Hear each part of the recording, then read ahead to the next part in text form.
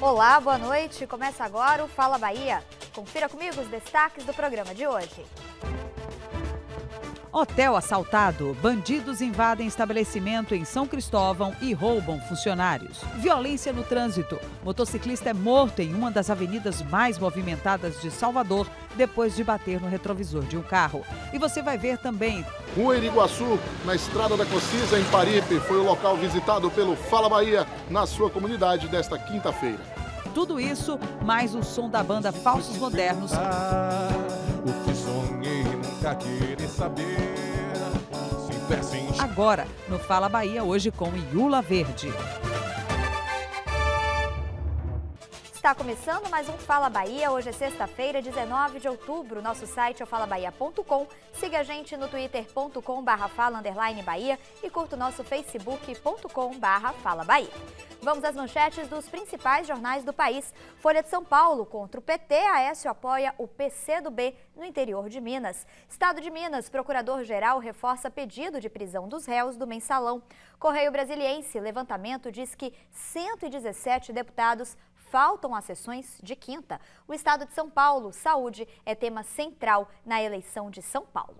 E olha, um hotel foi assaltado esta madrugada no bairro de São Cristóvão, aqui em Salvador. Alguns funcionários foram saqueados, mas ninguém ficou ferido. Segundo a polícia, os bandidos, 2 homens e 2 mulheres, entraram no hotel por volta das 4 horas da manhã. Eles renderam o porteiro e invadiram todos os quartos do hotel, saqueando os clientes. Os bandidos passaram cerca de 2 horas dentro do hotel e fugiram em seguida. A maioria dos clientes já prestou queixa na 12ª delegacia.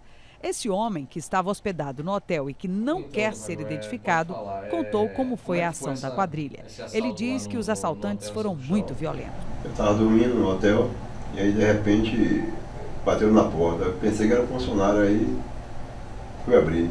Recebi o revólver da cara e ele mandou deitar lá, remexeu tudo que é meu, levou R$660. E aí me amarrou outras pessoas que também estavam no hotel. E aí fez o terror dentro do hotel. Começaram o revólver na minha boca, né, e na cabeça. Aí empurrou, botou o pé em cima das minhas costas para me amarraram com tanta força que deu trabalho para mim assaltar. Foi muito violento. Engatilhou, a mulher estava com eles, você estava com um drogado já. Né? E aí foi o pânico dentro do hotel. Um estudante de 17 anos foi agredido pelo colega da mesma idade com uma faca em frente à Escola Estadual de Aplicação Anísio Teixeira, localizada no Vale dos Lagos, aqui em Salvador. Segundo a polícia, eles tiveram uma discussão no colégio porque um deles ofendeu o professor. Um deles puxou a faca, mas o outro tomou e conseguiu ferir a vítima no tórax. O adolescente foi apreendido e será encaminhado para o Ministério Público. O jovem agredido foi encaminhado para o Hospital Geral do Estado e ainda não há informações sobre o estado de saúde dele. E um motociclista foi morto hoje de manhã depois de uma briga de trânsito. O crime foi na Avenida ACM, próxima à rodoviária, uma das mais movimentadas de Salvador. Por conta desse caso bárbaro, o trânsito ficou completamente congestionado até o início da tarde. O crime foi na Avenida ACM por volta das 9h40 da manhã e, segundo testemunhas, um problema no trânsito teria motivado o assassinato. Testemunhas contaram à polícia que Sérgio Ricardo foi baleado logo depois que tocou com a moto em um retrovisor de um carro.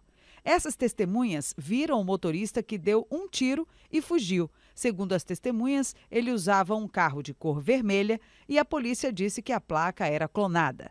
Sérgio Ricardo morreu no local. Ele estava indo para o trabalho. Ele era comerciante. Os parentes do motociclista assassinado estiveram no local do crime, mas não quiseram falar. Por causa do crime, o trânsito ficou bastante complicado nessa região da Avenida ACM durante toda a manhã.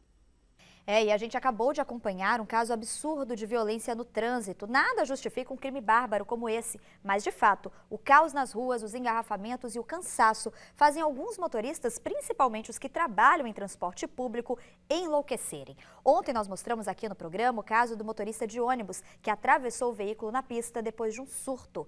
A vida estressante pode desencadear um problema psicológico? A resposta você acompanha agora na reportagem.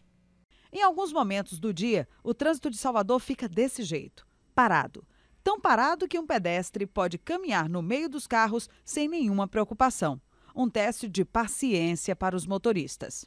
Olha, eu chego em casa realmente sem ter a mínima condição até de descanso, porque realmente é complicado.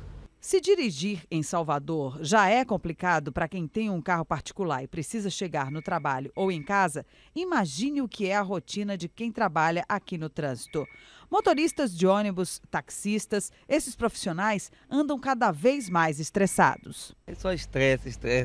Às 6 da tarde, com tanta confusão e tanto barulho, Ivan não é o único taxista irritado. Cansaço, o estresse emocional, físico, dor de cabeça, dor no corpo, é muita coisa.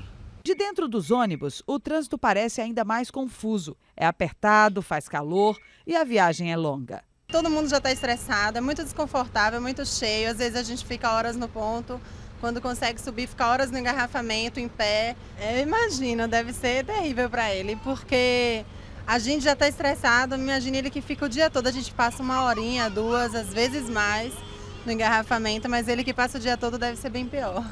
Rejane está falando de João Paulo. O motorista do ônibus, que não esconde, está cansado, tem que cumprir horário e é responsável pelo transporte de todos os passageiros em segurança. E não é fácil. Trânsito, engarrafamento, passageiro chato, tudo estresse. A empresa estipula, a Transalvador dá o horário, a gente tem que cumprir o horário. É bem estressado, porque eu chego meia-noite em casa, todo dia chegando 0 hora em casa, aí é frustrante essa situação. Existem casos extremos. Nessa quinta-feira, no viaduto da Estação Pirajá, esse motorista que estava afastado para tratamento psiquiátrico quase provoca um acidente. É de Carlos Alves Mota, de 35 anos, é este homem que aparece em um destaque das imagens feita por um cinegrafista amador. Repare que ele está em cima de um ônibus, o coletivo está praticamente pendurado no viaduto. Foi Ed Carlos que quase joga o ônibus lá embaixo.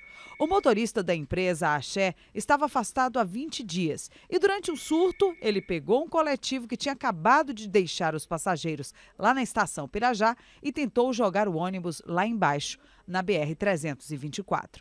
O incidente complicou o trânsito e assustou os motoristas e passageiros que passavam pelo local. Ed Carlos foi levado para o Hospital Juliano Moreira, depois encaminhado para uma clínica particular e liberado. O mais provável é que o comportamento alterado do motorista tenha motivos pessoais, mas o estresse do trabalho pode ter desencadeado a crise. Ele pode não estar satisfeito com o tipo de atividade que ele exerce, sobrecarga, desgaste. Na cidade de Salvador a gente tem um trânsito caótico, competitivo, individualista. Então isso pode ter gerado um acúmulo de tensão, de insatisfação, que integrado, fazendo parte de um sistema mais amplo, de uma estrutura prévia, mais fragilizada, pode ter gerado essa explosão que é um comportamento totalmente desajustado e que ameaçou inclusive a sociedade. Atividades profissionais estressantes comprometem a qualidade de vida. Então, você pode ter sintomas como irritabilidade, problemas de sono, somatização, então gastrite, queda de cabelo, hipertensão, dificuldades alimentares, problemas sexuais, fobia social, então cansaço, sobrecarga, quadros depressivos leves. Então a atividade profissional que suga muito a energia, a libido do sujeito, acaba corrompendo o seu bem-estar geral. Uma boa ideia é fazer como Francisco, que respira fundo e não se estressa.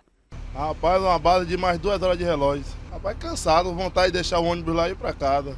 Se eu pudesse, eu deixaria aqui mesmo. Mas eu não posso, né? Sou responsável, tenho que levar até lá. No próximo bloco, você vai ver como foi o Fala Bahia na sua comunidade ontem em Paripe. Tem também as dicas de cultura. Até já!